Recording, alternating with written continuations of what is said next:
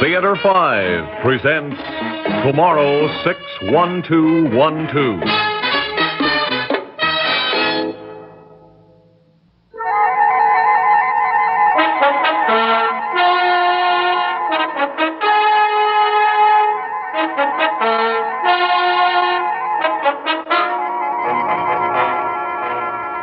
I don't know if it really did happen.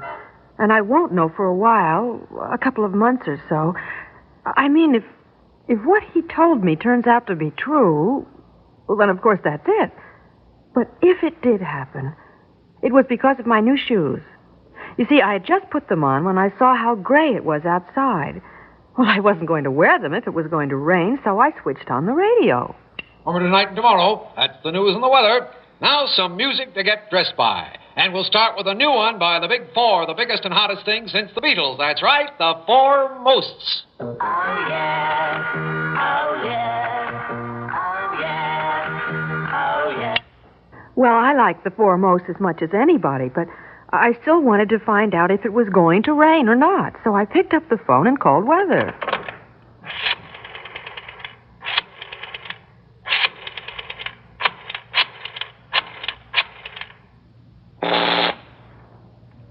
Weather for Zone 1, the greater metropolitan area from Boston to Washington. By order of the Weather Control Board, we will have rain for 2 hours this afternoon, beginning at 2 p.m. and continuing until approximately 4. Clearing will begin after 4. What? Weather for Zone Hello, 2, operator. the Bahamas Operator. and the Virgin Islands. Operator. Hurricane Gertrude has been successfully diverted, and the Caribbean complex can expect fair weather for the next few days. Weather for Zone 3, Great Britain and Western Europe. Oh, no.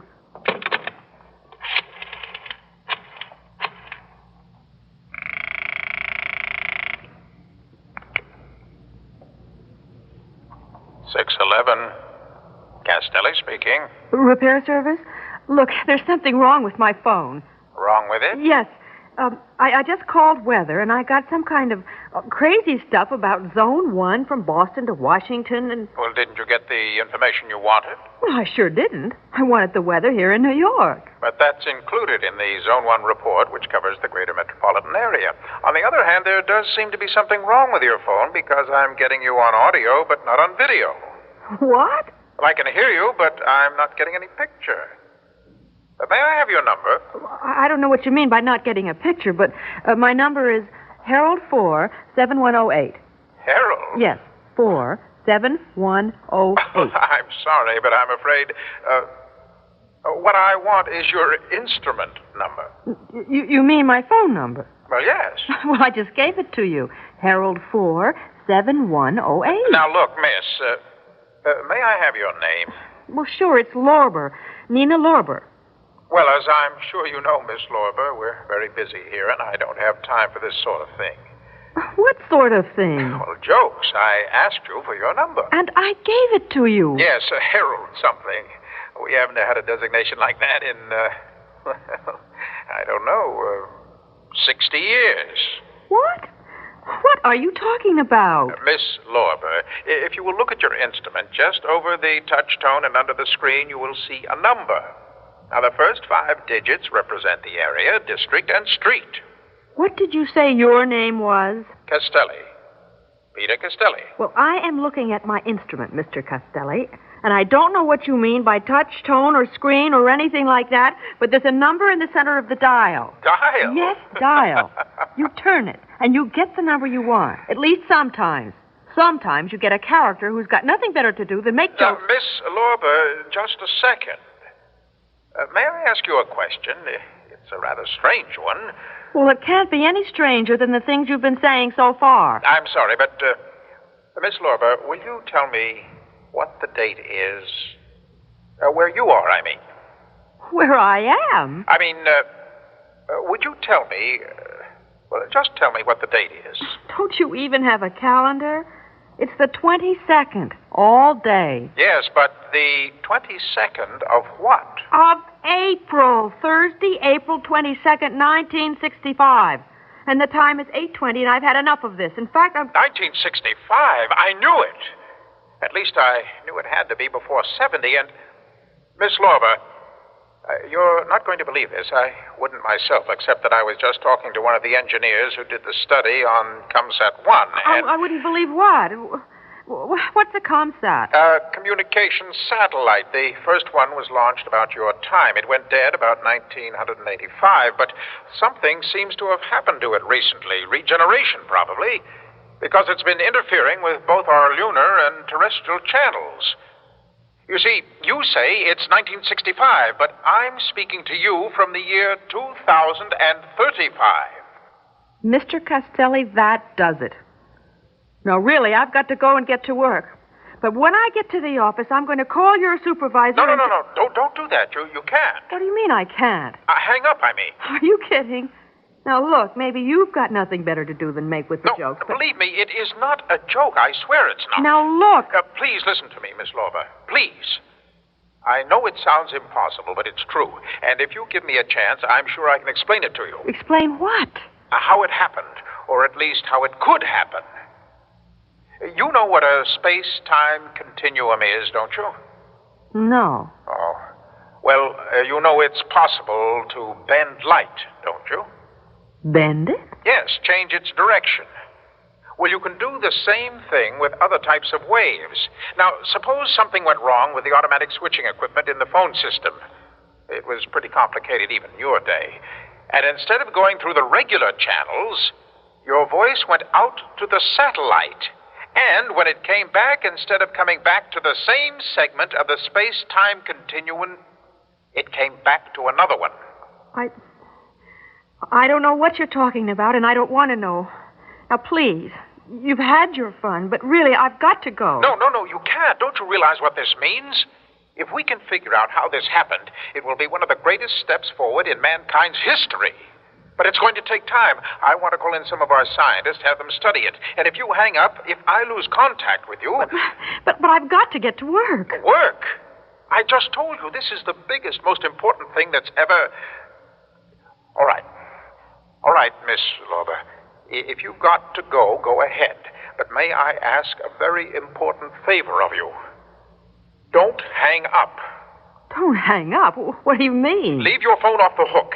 It'll keep the channel open, so we'll still be in contact. But... Now, please, Miss Lorber. Okay. Okay. After all, I'm not going to be here, and if it's such a big deal for you, well, then... Okay.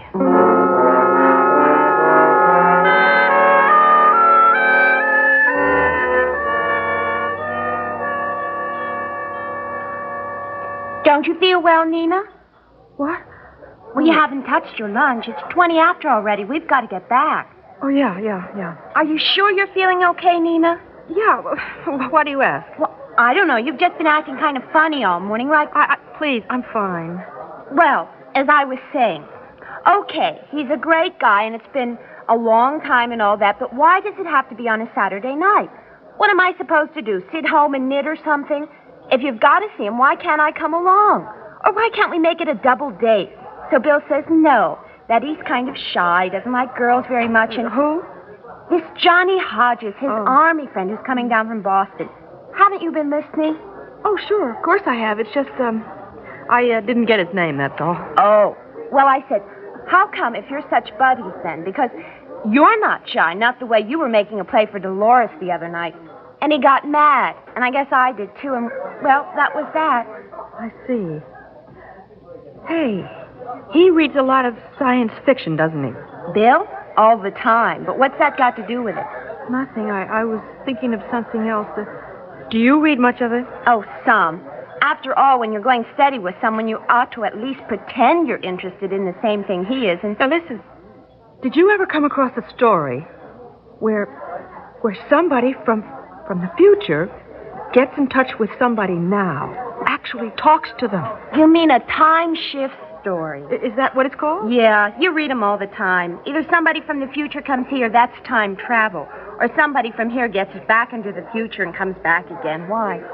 Oh, I was just interested. I mean, well, do you think it's possible? Well, if it wasn't, the magazines wouldn't print them, would they? I mean, the least they can do is make sure of the facts. But how come you've got such a thing about science fiction all of a sudden? Well, I haven't got a thing about it. It's just that... Oh, Sally, I think maybe you were right before. I'm not feeling very well. Well, I knew it. The way you were acting in the office and now here. What is it, headache? Oh, something like that. Anyway, I don't think I'll go back with you. Will you tell Mrs. Libby? I think I'd better go right home.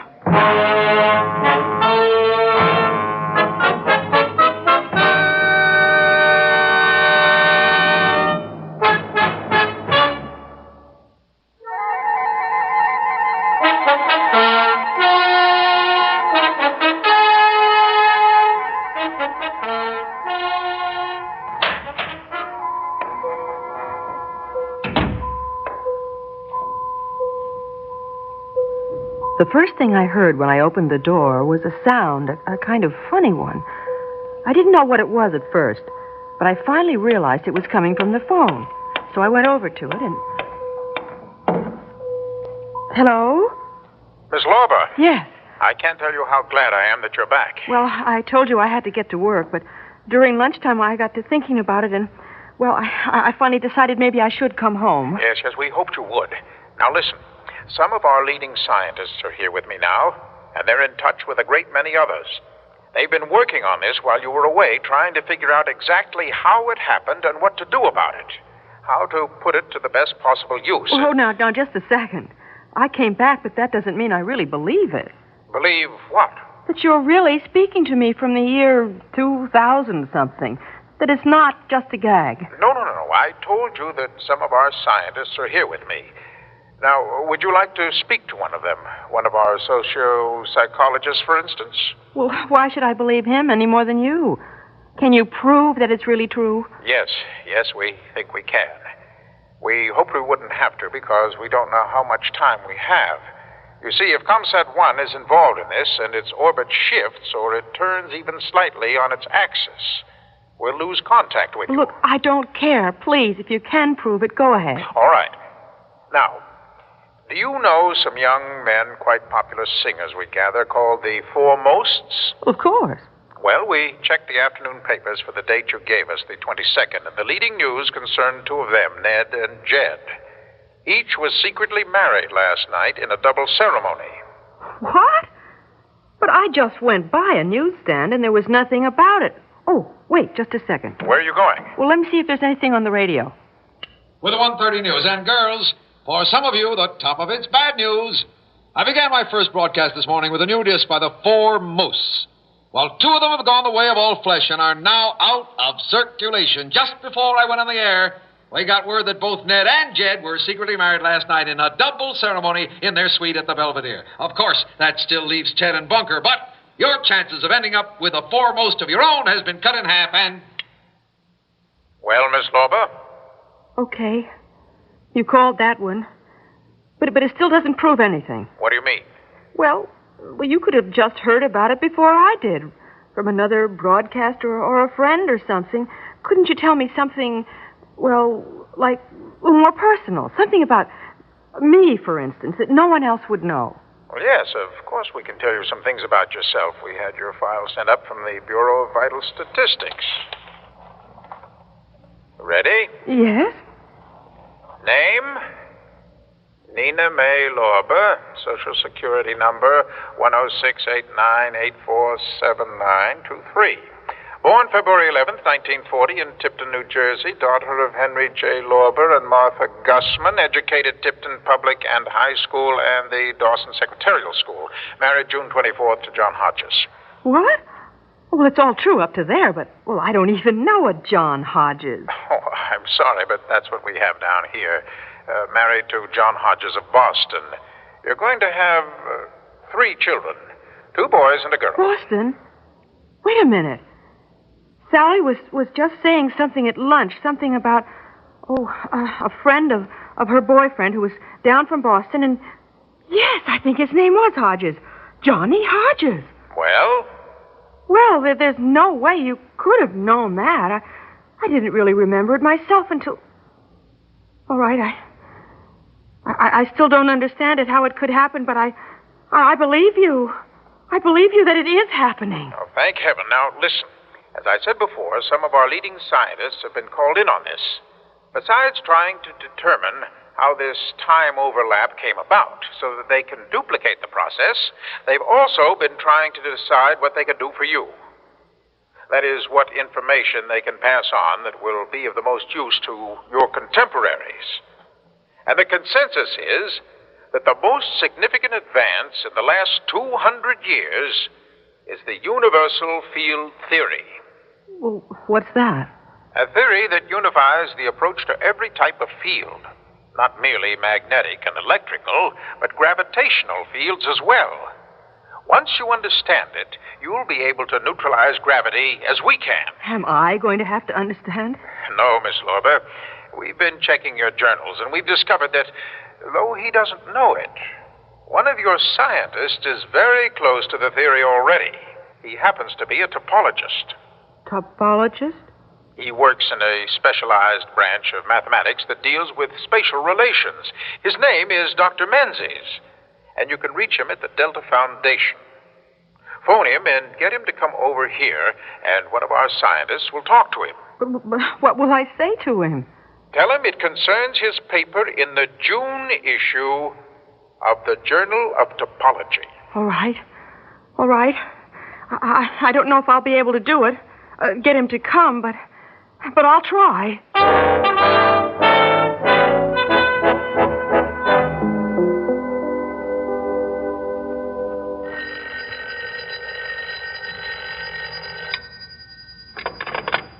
Hello?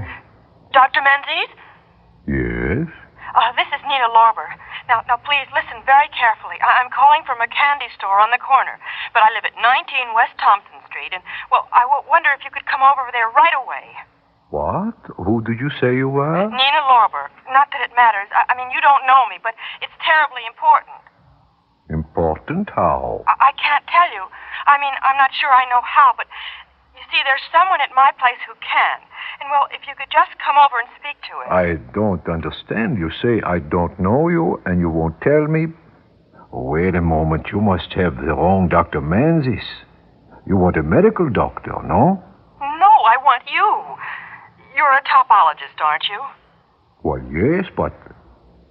Look, if you are one of my students and this is your idea of a joke... I'm not, and it isn't.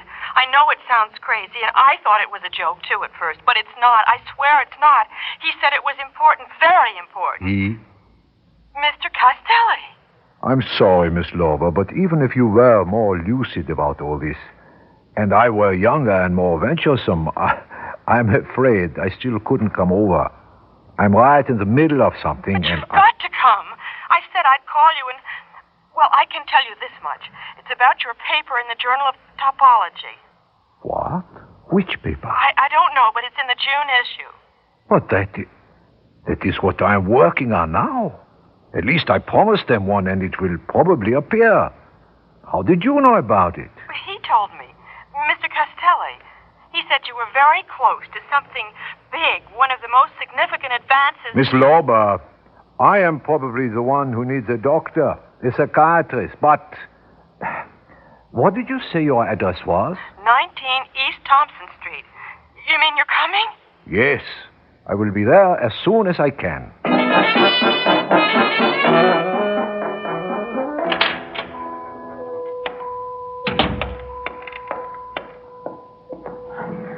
Hello? Yes? Well, I got him. He's coming. Oh, good, Nina. Oh, I'm sorry. Do you mind my calling you Nina? No, I don't mind. How long will it take for him to get here? Oh, I'd say about 20 minutes. Good. We've been getting a little anxious. Now, just in case something goes wrong, we'd like to play safe and give you as much data as we can on the field theory. Can you take shorthand? Yes. Good. Have you got a pad and pencil? Yes. Then let me put Dr. Freund on and... Oh, do you have to? I mean, well, I've gotten used to talking to you. Oh, all right. Now, are you ready, Nina? Yes. We'll start with the formula itself. Now, it's a little complicated, but if we... Hello? Hello? Hello? Hello? Is this Harold 47108? Yes. Your number was reported out of order, but it's now been repaired. If you wish to make a call, you may. But, wait, what's happened to him, to them, to... I beg your pardon. Never mind. Forget it.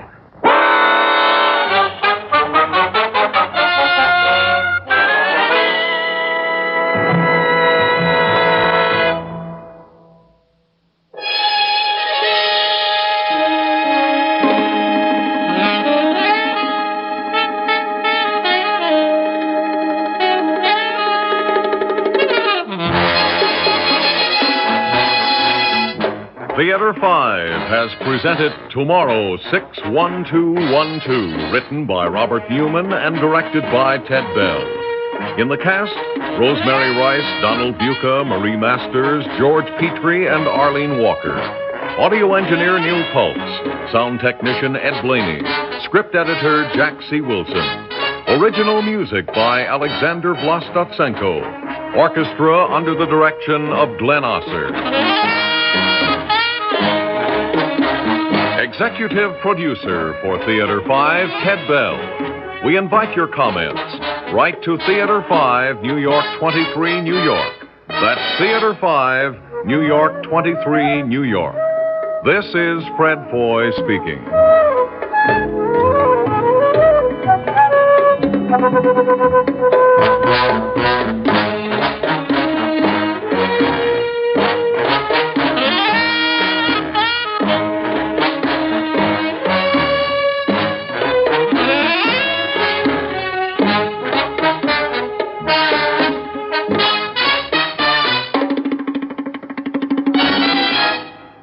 This has been an ABC Radio Network production.